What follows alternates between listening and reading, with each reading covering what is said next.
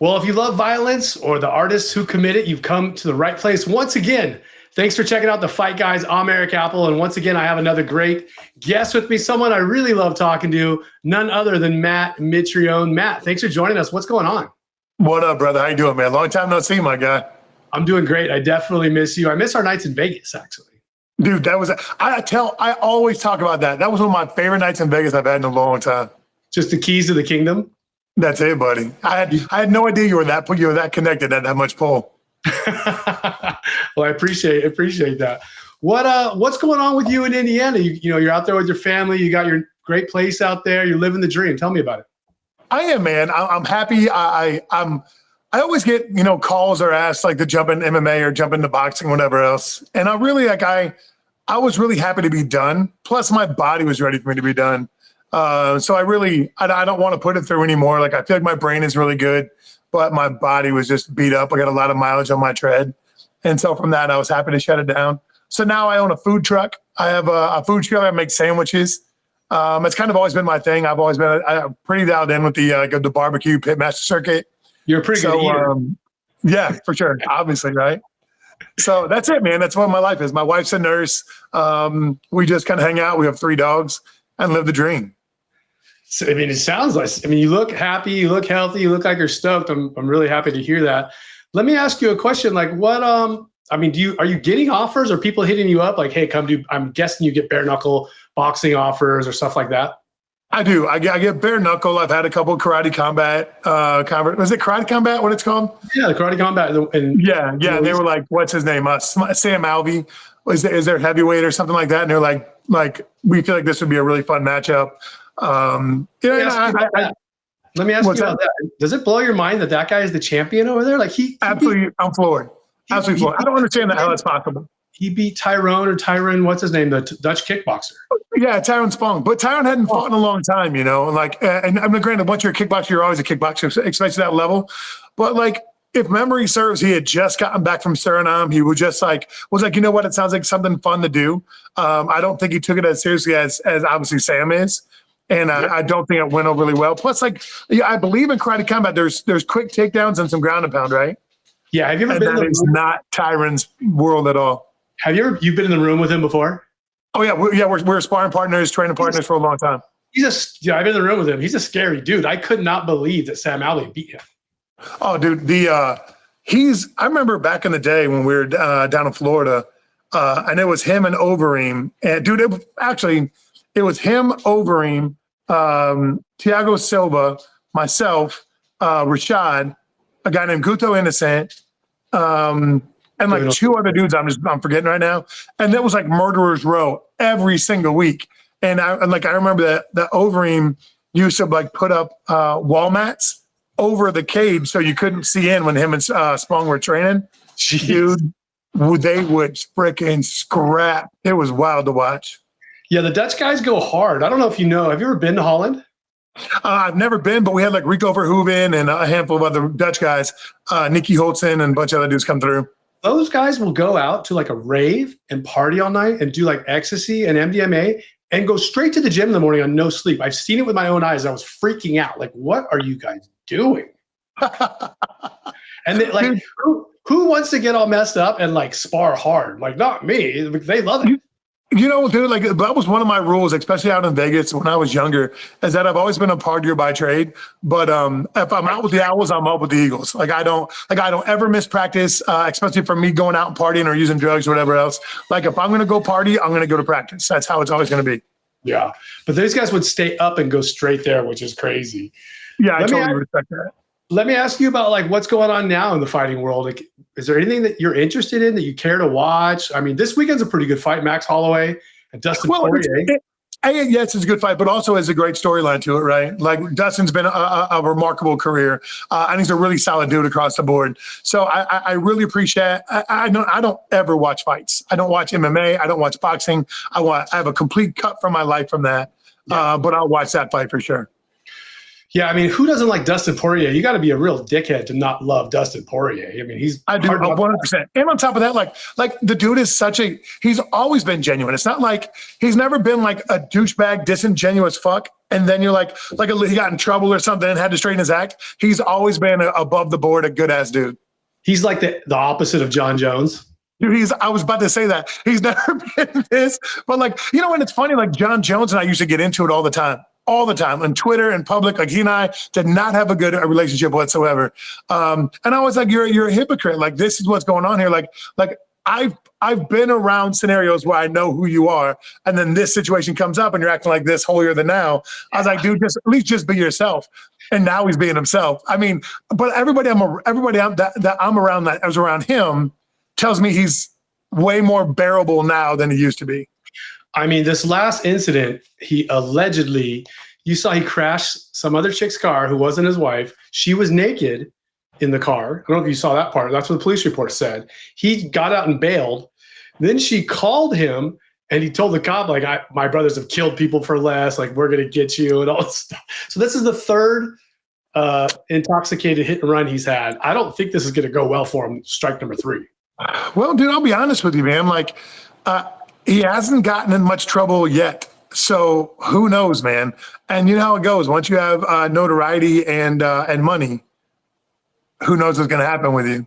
Yeah, you know what I always compare it to? I always like think about guys who were like not cool growing up, and then they get money and fame, and they don't know how to handle it. Like if you're the guy who got a bunch of girls in school and you were the high school football star, you grew up knowing how to handle attention. And then these guys, so when you do get money and fame, you're like used to it. It's no big deal. But a lot of these guys just dork out and can't control themselves. It's funny, man. Like celebrity and money is the pussy pass, right? It's automatic where things, except for the fact that like a lot, at least my groupies were dudes. All of my groupies were dudes. Like not just gay dudes, but we go to a bar and I'd always waiting for some hot chick to come fire on me or whatever, or at least make eyes. And there was always a dude next to her, like, hey, do you want to talk to my girlfriend for a little bit? I'm like, yeah, I'll do that shit. Dude, did I ever tell you the story about when we were in Vegas and that dude had me go out and get his wife? No. Dude, it was ridiculous, bro. Like we were in Vegas. It was right after I beat Kimbo. So it was a long time ago. And this dude, like I was at dinner with whoever it was. I think it was my training partner, Ed, my good buddy. And this dude came over and was like, hey, my wife wants to know if you want to come over and talk to us for a little bit. And I did. And then like, all right, here, this is the room key. Come get it when you're ready. Dude, it was bananas, bro. So awkward. So people dude, he went and sat in the bathroom, bro. He went and sat in the bathroom. It's quite a story. I don't know. Where do I go after that? Listen, what would it take for you to, I mean, is there anything that could entice you back to doing a boxing match or bare knuckle or anything? I mean, do you miss it a little bit? Like the camaraderie of training or anything? I miss the camaraderie of training because I barely even grapple anymore because where I live at, there's really nothing to do, So I do miss that. I miss the locker room. I miss like, missing a high block and getting caught at the top of my head and being like, damn, like, like I should have blocked a little bit better, I miss those moments of like absolute peril, but you escape just by that much, I miss that. I miss the thrill of feeling alive. But I have to look at it as like that was a part of my life.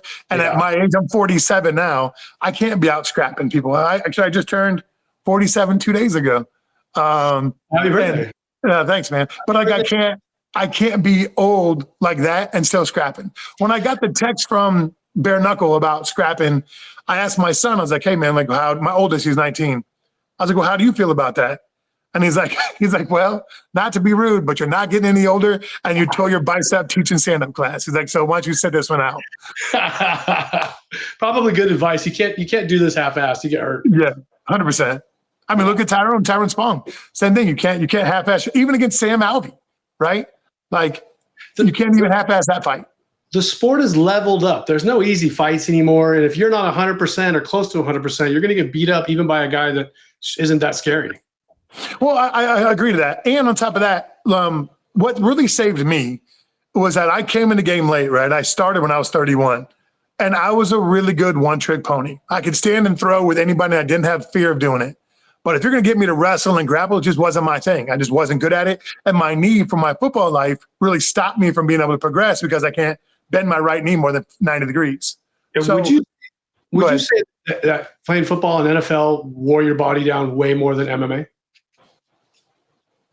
Yeah, I would. I would agree to that statement. But I will say this, that my body never hurt in MMA like it did in fighting and then in football. My body hurt in football all the time, but I didn't have surgeries. I never got broken. But in MMA, I got broken a lot, but my body never hurt and always felt better. Yeah, I think high-level college football, pro football is more impactful for sure. Yeah, I mean, think about it too. Like I was a lineman, right? So I was a D lineman. I was 315 pounds back in the day. So like, I'm bench pressing 1,000 pounds a day. I'm bench pressing 1,000 people a day. You're squatting, you're coming out of your stance, you're exploding. Like, so you're always having major impacts all the time. Do you feel like a lot more dudes could have done the transition you did and gone from football to MMA if they really put some time into it, just because of the level of their athleticism? Are you talking, so level of athleticism, you're talking physically, not mentally? Yeah, physically. Physically, absolutely. But there's a really big difference there, right? So yes, I was in the NFL and I was capable of getting there, right? Which is dope. And I had 4 years in, it was dope, or 4 seasons in, right? But I'm also an athlete where I'm not saying they're not an athlete, but my rotational flexibility is substantially greater than a lot of other people's, just because I'm naturally capable of doing that. I'm not stiff and powerful. I'm flexible and athletic, who has some power to me. I have some kind of kinetic energy to me. We've seen a lot of NFL guys that come into our gym down in South Florida and train, and they're so powerful, but they're wound so tight and they can't even get their hips open. I'm sure you've seen it 1,000 times too. Yeah, I think the term for that is being too muscle bound. Yeah, way too much. They're just wound up too tight and they can't get out of their own way. But in football, they can murder everything. Yeah, just run straight forward and kill. Yeah. Do you think mentally that guys who are capable of playing football, that doesn't mean they're necessarily capable of MMA because it's a more wide range of thinking that has to go on? No, I think every football player is capable of handling the complexities of MMA, right? All the variables that come in, I think we calculate it like that because that's automatic, right? Like whether it's a cut block, a die block, a low block, a high block, a pass block, a jump set, whatever it is, you analyze all those things instantly and you know exactly how to react to them and handle them, right? And so I don't think it's the calculation percentage of it or position of it. What I think it is the arrogance position where you won't dare let yourself get your ass beat in front of everybody that's ever seen you, loved you, hated you, grandma, mom, uncle, whoever else. They're not going to get a chance to see you get your ass beat. And MMA, you're going to get dog walked eventually by somebody, and it's going to be somebody you should have or should have beaten or should have lost to or whatever. Yeah. And you're going to get your ass beat. And a lot of people's ego can't handle that position. That's some really cool insight. Let's switch gears a little bit before we wrap up here. I know you don't like to watch fights these days. Are you at least going to watch Dustin, and are you cheering for him? Dude, it's really, yeah. First of all, I love Dustin. I don't watch fights. I will watch it. But I have, and I'm sure you've actually gone through these exact same thing as I have. I really struggle. I care about Max. I think Max is a great dude. I really like Dustin a whole lot. So I get anxious in those fights because I'm invested in both of them, you know? If it's only one of them, then it's okay. It's not that bad. I don't get really that worried. But for both of them, especially they're both bangers. Like they both go so hard and they've got such big balls that I really like watching it. I'll be anxious for both of them. Just hope that they come out okay on both ends. Yeah, I'm on the same program. I like both those guys. I'm invested in both. You know what's weird is Max is favored, but I think Dustin should be favored. He beat him twice, and I don't think he has that many hard miles on him, but I guess we'll find out this weekend. I'm surprised to hear Max is favored on that. Yeah, slightly. He's like minus 140 or something like that. But okay. But with that, dude, I think it's 15 minutes or so. I'm stoked to have you on the Fight Guys. I know I could depend on you to be fun and interesting and stuff. So let's connect again soon. Come on out here. And everyone at home, thanks for watching. Matt Mitrione and Erik Apple on the Fight Guys. See y'all.